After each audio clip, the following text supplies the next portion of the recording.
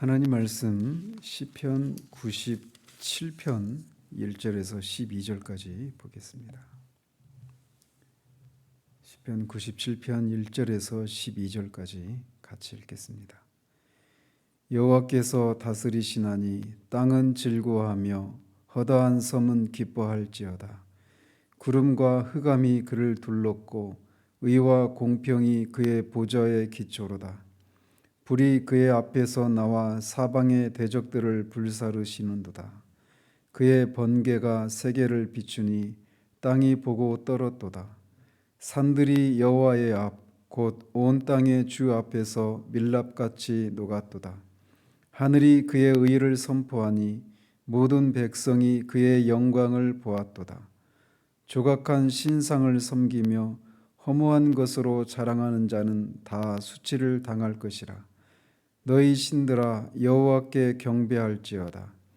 여호와여, 시온이 주의 심판을 듣고 기뻐하며 유다의 딸들이 즐거워하였나이다. 여호와여, 주는 온 땅 위에 지존하시고 모든 신들보다 위에 계시니이다. 여호와를 사랑하는 너희여, 악을 미워하라. 그가 그의 성도의 영혼을 보전하사 악인의 손에서 건지시느니라. 의인을 위하여 빛을 뿌리고 마음이 정직한 자를 위하여 기쁨을 뿌리시는도다. 의인이여, 너희는 여호와로 말미암아 기뻐하며 그의 거룩한 이름에 감사할지어다. 아멘.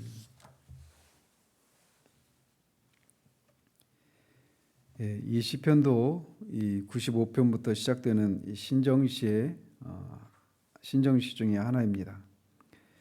특별히 이 시편이 어제 살폈던 96편과 마찬가지로 메시아 예언시적인 그런 성격을 지닌 신정시라고 하는 측면에서 공통점이 있습니다. 그런데 96편과 좀 다르다라면 하나님이 이 의로 통치하시는데 96편은 주로 의로 구원하시는 구원과 관련된 통치를 찬양하고 있는 시편이라면 오늘 이 97편은 하나님의 이 심판을 통한 하나님의 통치를 노래하고 있다라고 하는 면에서 약간의 그런 차이가 있습니다. 그래서 하나님이 심판을 하실 때는 항상 양면성이 있죠. 심판하실 때 악인에게는 심판이 임하고 의인에게는 구원이 임하는데 96편은 구원에 초점을 맞춘 의로운 통치로 인한 구원에 초점을 맞추고 있다라면 여기는 악인을 멸망시키시는 그런 쪽에 포커스가 가 있다라고 하는 면에서 좀 차이가 있습니다. 그래서 이 시편을 크게 세 부분으로 나눠서 볼 수 있는데 1절에서 6절까지가 첫 번째 부분입니다. 그래서 온 세상의 통치자이신 하나님께서 강림하실 때 임할 그런 두려운 심판을 노래하고 있고, 또 7절에서 9절은 그렇게 심판이 임한 결과 악인에게는 수치가, 의인에게는 기쁨이 임함을 노래하고 있고, 또 마지막 그 10절에서 12절까지는 하나님이 그렇게 하실 것을 이제 알았다라면 그것을 여호와를 사랑하는 자들에게 권고를 하는데, 그것은 뭐냐? 악을 미워하라라는 겁니다. 그래서 보시면 여호와께서 다스리시나니 땅은 즐거워하며 허다한 섬은 기뻐할지어다. 여기서 땅과 허다한 섬은 사람이 사는 그런 장소를 가리킵니다. 따라서 여기서 결국은 세상의 모든 사람들, 만민아 이렇게 해석을 하는 것이 옳습니다. 즉 세계 모든 만민들에게 시인이 기뻐하라라고 외치고 있는 거예요. 무엇을 기뻐하느냐? 여호와께서 다스리신다라는 겁니다. 하나님이 그저 사람들이 만들어낸 그런 신이 아니라 하나님은 천지를 창조하시고 창조하신 이 세계를 다스리시고 통치하시는 그런 분이시기 때문에 하나님의 그 통치를 즐거워하고 기뻐하라고 노래하고 있습니다. 구름과 흑암이 그를 둘렀고 의와 공평이 그의 보좌의 기초로다. 구름과 흑암이 둘렀다라고 하는 이런 표현은 하나님께서 시내 산에서 강림하셨을 때의 그 모습을 연상시키는 그런 표현입니다. 그래서 구름과 흑암이 둘렀다라고 하는 것은 결국은 범접할 수 없는 그런 초월적인 하나님의 어미로우심을, 거룩하심을 이렇게 묘사하고 있다고 할 수 있습니다. 그 하나님이, 그렇게 범접할 수 없는 초월적인 하나님이 다스리시는데, 그 다스림의 기초가 뭐냐? 의와 공평이라는 겁니다. 하나님은 세상을 통치하시되 의와 공평으로 세상을 통치하신다라는 거예요. 그래서 이 시편이 신정시라고 말씀을 드렸잖아요. 그래서 우리가 살고 있는 이 세상은 어제도 말씀드린 것처럼 어느 영화 대사처럼 정말 지랄맞은 세상 같은, 정말 하나님이 정말 살아계시고 공의로우신 하나님이시라면 왜 이렇게 악이 창궐하고 의인은 그 속에서 그 불의한 현실들을 보면서 숨을 쉬지 못할 것 같은 그런 현실들을 목도해야 되는가? 과연 하나님이 살아계신가? 다스리시는가? 공의로 이 세상을 통치하시는가? 라고 하는 의문을 가질 수 있는데, 시인은 그런 사람들 안에 있는 그런 질문과 의문들을 향해서 하나님은 의와 공평으로 이 세상을 다스리신다라고 선언하고 있습니다. 그의 통치가 어떤 식으로 임하는가? 불이 그의 앞에서 나와 사방의 대적들을 불사르시는도다. 하나님이 명하지 않은 그런 불을 드렸던, 제단에 드렸던 나답과 아비후를 향해서 그 제단에서 불이 나와서 그 두 사람을 불로 살라 죽이신 것처럼 상징적인 측면이죠. 하나님께서 그렇게 하나님을 대적하는 악인들을 향해서 그렇게 불의 심판으로 그렇게 하나님이 통치하신다라고 하는 것을 노래하고 있는 겁니다. 그렇기 때문에 이제 뒤에서 결론적으로 그런 얘기를 하는 거예요. 하나님이 이렇게 악을 향해서, 악인들을 향해서 공의로 죄를 소멸하시는 하나님께서 이렇게 심판하신다라면 불의에서 속히 떠나야 될 것을 우리가 교훈받게 되는 것이죠. 그의 번개가 세계를 비추니 땅이 보고 떨었도다. 번개가 치면 그 모든 어둠 속에 있었던 것들이 환하게 드러나는 것처럼 하나님께서 공의의 빛을 비추시면 이 모든 어둠 가운데서 행해졌던, 사람들이 보지 않는 곳에서 행해졌던 그 모든 악들이 만천하에 드러나게 되고, 그런 하나님의 공의로운 그런 비추심에 의해서 땅이 진동하게 된다라고 노래하고 있습니다. 산들이 여호와의 앞 곧 온 땅의 주 앞에서 밀랍같이 녹았도다. 여기서 산들이 밀랍같이 녹았다라고 하는 것은 지진으로 인해서 거대한 산들이 무너져 내리는 그런 광경을 연상시켜주는 표현입니다. 그리고 여기서 말하는 산들은 하나님을 대적하는 그런 세력들을, 사람들을 가리키는 겁니다. 그런데 산이기 때문에 결국은 이 하나님을 대적하는 악인들의 그 거대한 세력, 그런 이 악의 카르텔들의 그런 거대함, 그런 것을 상징합니다. 그래서 그 악의 카르텔 앞에서, 거악 앞에서 우리가 아무것도 할 수 없고 그냥 자포자기의 심정으로 그냥 그렇게 우리가 어떻게 할 수가 없는 그런 상황처럼 보이고, 그들이 영원히 그 악의 카르텔이 절대로 끊어지거나 무너지지 않을 것처럼 보이지만, 그래서 산처럼 보이지만 하나님께서 공의로 그들을 심판하실 때 그들이 밀랍처럼 그냥 무너져 녹아버리는 것처럼 하나님께서 그 세력들을 반드시 그렇게 심판하실 것을 노래하고 있는 겁니다.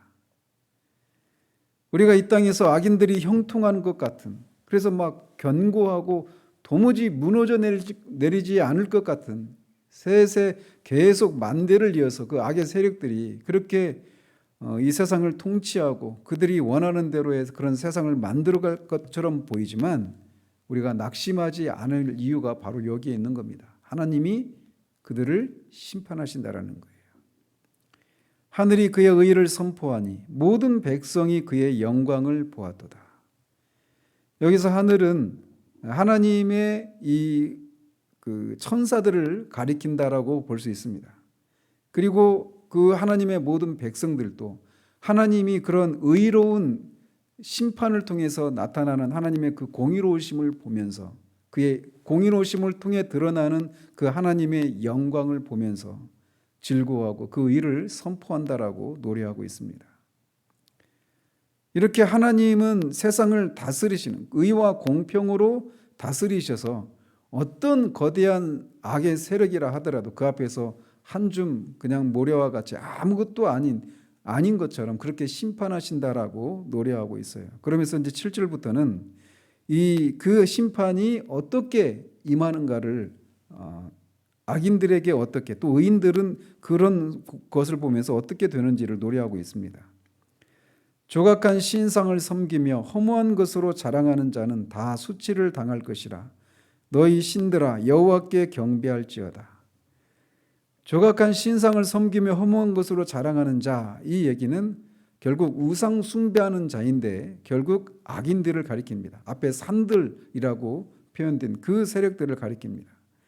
그 사람들은 결국 이런 하나님의 심판, 의와 공평으로 임하는 하나님의 심판을 인해서 다 수치를 당할 것이다 라고 말하고 있습니다. 우상 숭배하는 악인들이 수치를 당하지 않을 사람은 아무도 없다라는 거예요.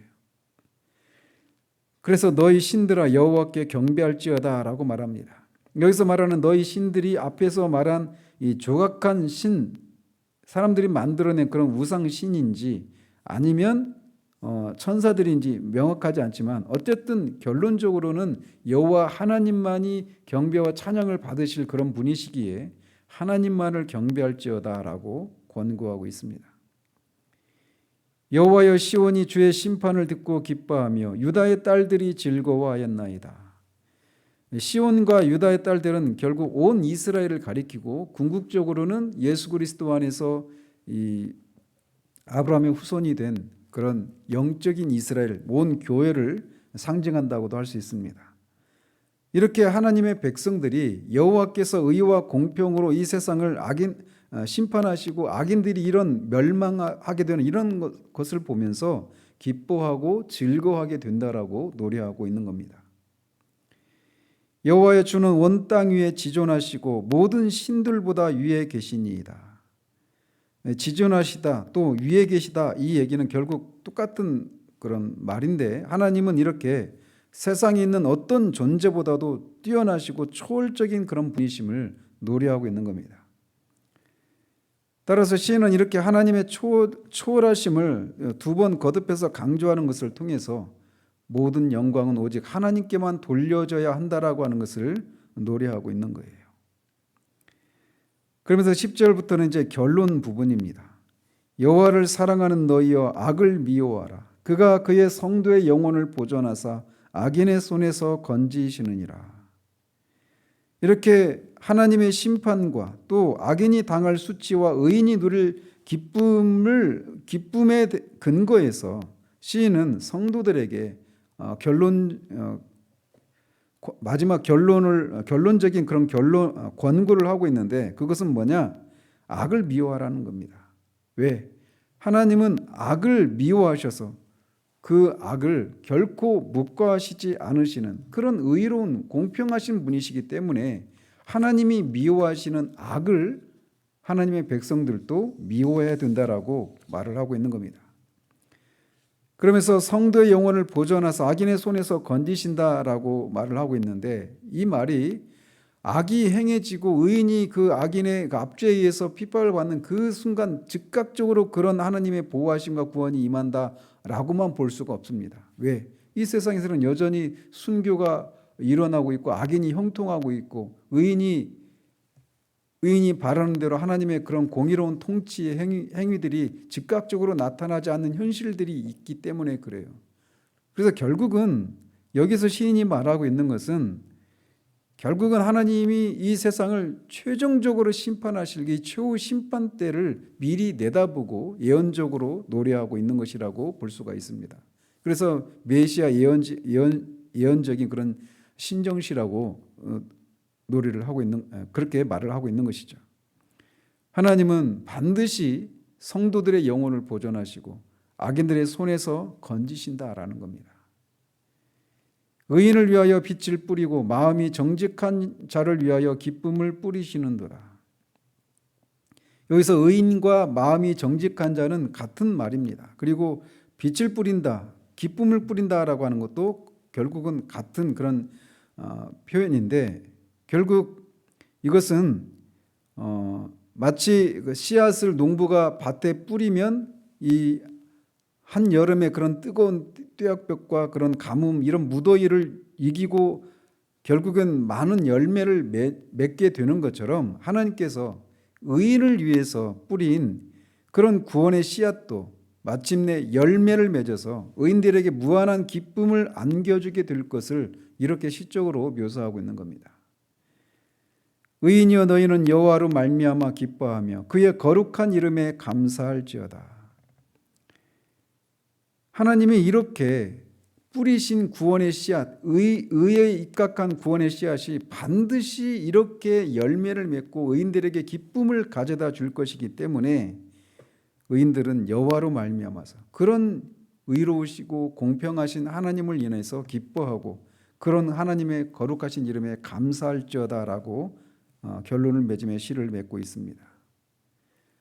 이렇게 의로우신 하나님, 공의로우신 하나님의 성품은 결코 변하지 않습니다. 그는 언제나 공의로우십니다. 공의로우심이, 이 시인은 주로 이제 그 공의가 악인들을 향해서 그렇게 심판이 임한다라고 하는 것만 얘기하고 있지만, 우리가 선지서를 읽어보면 알 수 있듯이 하나님은 공의로우신 분이시기 때문에 하나님의 택한 백성들의 악에 대해서도 여전히 공의로 심판하신 하나님이심을 우리가 기억할 필요가 있습니다. 그렇기 때문에 우리가 비록 의인이라 할지라도, 그리스도를 믿어서 하나님으로부터 의롭다라고 칭함을 받은 하나님의 백성들이라 할지라도 그 우리의 그 죄악들이 그냥 유야무야 그냥 없어지는, 그냥 하나님이 자비하심과 긍휼로 인해서 없어지는 것이 아니라 하나님이 반드시 공도로 우리를 다스리시는 그런 분이심을 기억하고 우리도 이 악을 미워하고 죄를 짓는 것을 두려워하는 그런 우리들이 되어야 할 것입니다.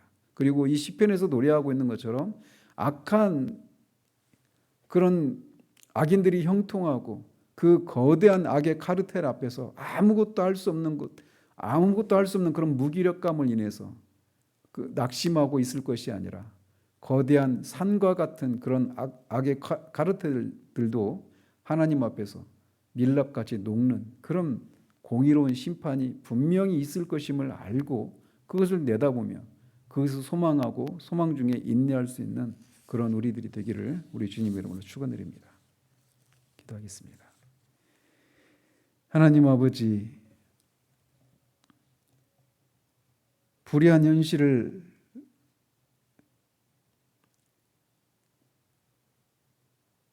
대하고 있는 그런 현실들 앞에서 우리는 종종 이 거대한 악의 카르텔들 앞에 너무나도 무기력한, 정말 너무나 나약한 그런 현실들을 목도할 때마다 우리 안에서는 깊은 회의가 밀려올 때가 있음을 주님이 아십니다. 하나님이 과연 살아계시는가? 하나님이 과연 이 세상을 통치하고 계시는가? 하나님이 통치하신다라면 하나님은 과연 공의로우신 분이셔서 공의로 이 세상을 통치하시는가라고 하는 그런 질문을 던질 수밖에 없는 그런 현실들이 타락 이후로 지금까지 세상 가운데 가득함을 주님이 아십니다. 그럴 때마다 하나님은 성경을 통해 그런 즉각적인 심판이 임하게 하시는 것을 통해 하나님이 공의로 세상을 통치하신다라고 하는 것을 보여주셨습니다. 그럼에도 불구하고 여전히 악은 창궐하고 있고 그 앞에서